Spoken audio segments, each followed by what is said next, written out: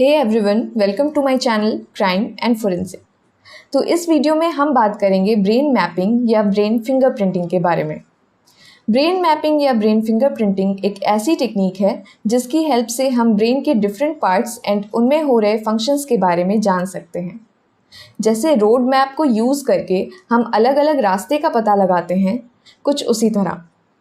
So, brain mapping is a study of anatomy and functions of brain and spinal cord. Brain mapping को P300 waves test भी कहा जाता है क्योंकि P300 एक इवेंट रिलेटेड पोटेंशियल को शो करता है। मतलब जब पर्सन किसी ऐसी चीज़ को या ऐसे इवेंट को देखता है जो पहले हो चुका हो या पर्सन के लिए नोन हो, तब P300 वेव्स जनरेट होते हैं, जिसको EEG या इलेक्ट्रोइंसेफेलोग्राम में देखा जा सकता है। और P300 वेव्स के स्पाइक्स EEG पर टारगेट स्टिमुलस के प्रेजेंटेशन से 300 मिलीसेकंड्स के बाद दिखाई देते हैं। ब्रेन मैपिंग टेक्निक को एक अमेरिकन न्यूरोलॉजिस्ट डॉक्टर लॉरेंस ए फेयरवेल ने इन्वेंट किया था जब उन्होंने मरमर यानी मेमोरी इनकोडिंग रिलेटेड मल्टीफैसेटेड इलेक्ट्रोइंसेफेलोग्राफिक रिस्पॉन्स को देखा था। जब एक अक्यूज्ड के ब्रेन ने क्राइम के बारे में जो भी इंफॉर्मेशंस थे उनको रिकॉग्नाइज कर लिया था। So, murmur is a brain response derived from EEG data at different sites. तो अब बात करते हैं ब्रेन मैपिंग के प्रोसीजर की।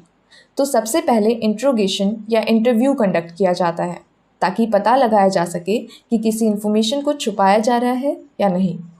फिर सब्जेक्ट के स्कैल्प पर इंसेफेलोग्राफी इक्विपमेंट को कनेक्ट किया जाता है जिसमें बहुत सारे इलेक्ट्रोड्स लगे होते हैं। फिर सब्जेक्ट से कुछ क्वेश्चंस किए जाते हैं और क्राइम से रिलेटेड फोटोग्राफ्स एंड वीडियोग्राफ्स को भी दिखाया जाता है। और न्यूरोसर्जन्स ब्रेन मैप में बनने वाले वेव्स की स्टडी करते हैं और इन्हीं कंप्यूटर वेव्स से ये जानने में हेल्प मिलती है कि क्राइम से related facts and information suspect के ब्रेन में स्टोर्ड हैं या नहीं। हमारे ब्रेन में टोटल 4 लोब्स होते हैं जिनके डिफरेंट फंक्शंस होते हैं। So first is frontal lobe. Frontal lobe voluntary movements, language को एक्सप्रेस करने और हायर एग्जीक्यूटिव फंक्शंस को मैनेज करने के लिए इम्पॉर्टेंट होते हैं। Second is parietal lobe. Parietal lobe हमारे सेंस के ऊपर काम करते हैं। It processes our sense of touch, assembles input from other senses into a form we can use. Occipital lobe हमारे visual reception, visual interpretation, reading perception and recognition पर काम करते हैं। And last is temporal lobe. Temporal lobe हमारे sense को use करके हमारे surrounding के वर्ल्ड को या सराउंडिंग को अंडरस्टैंड या रिस्पॉन्स करने में मदद करते हैं। Types of brain waves. So there are 4 types of brain waves.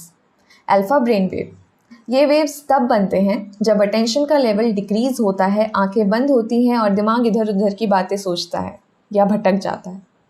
Alpha brain waves parietal and occipital lobes of brain में लोकेटेड होते हैं और इनकी फ्रीक्वेंसी 8 to 13 साइकिल्स पर सेकेंड की होती है। बीटा ब्रेन वेव्स, ऐसे वेव्स तब बनते हैं जब अटेंशन इंक्रीज होता है एंड पर्सन या सब्जेक्ट किसी एक चीज़ पर कॉन्सेंट्रेट करता है। Beta brain waves frontal and parietal lobes of brain में लोकेटेड होते हैं और इनकी फ्रीक्वेंसी 13 to 30 साइकिल्स पर सेकेंड की होती है। डेल्टा ब्रेन वेव्स, ऐसे वेव्स तब बनते हैं जब पर्सन गहरी नींद में होता है या ब्रेन में कोई भी फंक्शन नहीं हो रहा होता है। डेल्टा वेव्स में maximum amplitude and minimum frequency होती है, लगभग 2 to 3 साइकिल्स पर सेकेंड की, लेकिन कभी भी ज़ीरो नहीं हो सकता क्योंकि डेल्टा ब्रेन वेव का ज़ीरो होना ब्रेन डेथ को इंडिकेट करता है। थीटा ब्रेन वेव्स मेडिटेशन या स्पिरिचुअल अवेयरनेस के समय बनते हैं और ये पैराइटल और टेम्पोरल लोब्स ऑफ ब्रेन में प्रेजेंट होते हैं और इनकी फ्रीक्वेंसी 4 to 7 साइकिल्स पर सेकेंड की होती है। अगर ब्रेन मैपिंग या ब्रेन फिंगरप्रिंटिंग के एडवांटेजेस की बात करें तो क्राइम इन्वेस्टिगेशन में इसका बहुत बड़ा सिग्निफिकेंस होता है। इस टेक्निक की हेल्प से हम जान सकते हैं कि सस्पेक्ट के ब्रेन में क्या क्या स्टोर्ड है और ब्रेन फिंगरप्रिंटिंग डिसेप्शन या धोखे की संभावना को बहुत कम कर देता है। और अगर हम बात करें डिसएडवांटेजेस की तो इस टेक्निक को 100% सही नहीं माना जा सकता क्योंकि ब्रेन मैपिंग के थ्रू हम उन्हीं बातों के बारे में जान पाते हैं जो सब्जेक्ट के ब्रेन में स्टोर्ड हो। तो ऐसा भी हो सकता है कि पर्सन ने क्राइम के बारे में किसी से सुना हो या क्राइम सीन पर प्रेजेंट रहा हो या क्राइम का विटनेस रहा हो। तो अब बात आती है कोर्ट में एडमिसिबिलिटी की। तो क्या ब्रेन मैपिंग या ब्रेन फिंगरप्रिंटिंग कोर्ट में एडमिसिबल है?